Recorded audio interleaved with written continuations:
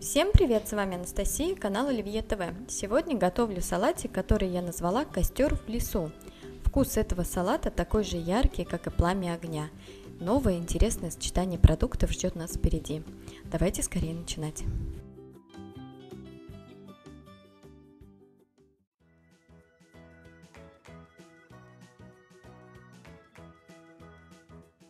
Желтый сладкий перец порежу соломкой. Можно также использовать красный либо оранжевый перец. Немного оставляю для декора. Мелко режу лук.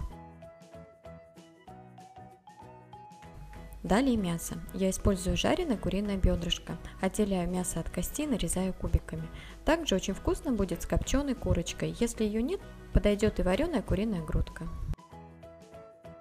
В качестве заправки буду использовать майонез и несколько столовых ложек сметаны.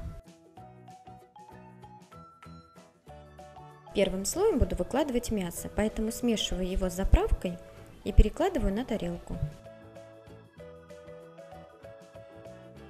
На мясо выкладываю слой бородинских гренок.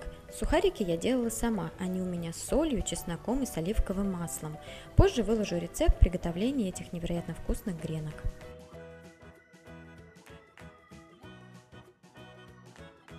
Смазываю майонезом и посыпаю зеленым луком.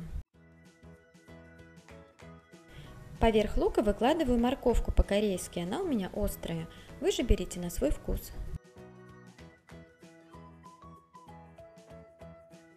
Присыпаю укропом и немного смазываю майонезом.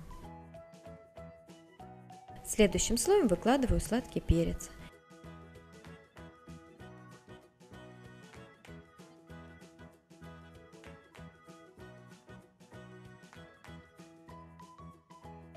Последним слоем идут натертые на мелкой терке яйца.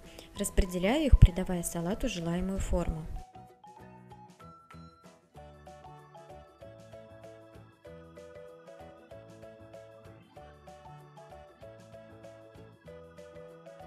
Немного затягиваю майонезом.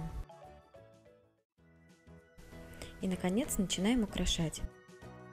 Бока салата присыпаю укропом и луком. Вот такая зеленая полянка получается. Кусочками желтого перца разжигаю наш костер. А чтобы он не погас, подкидываю в него бородинские гренки.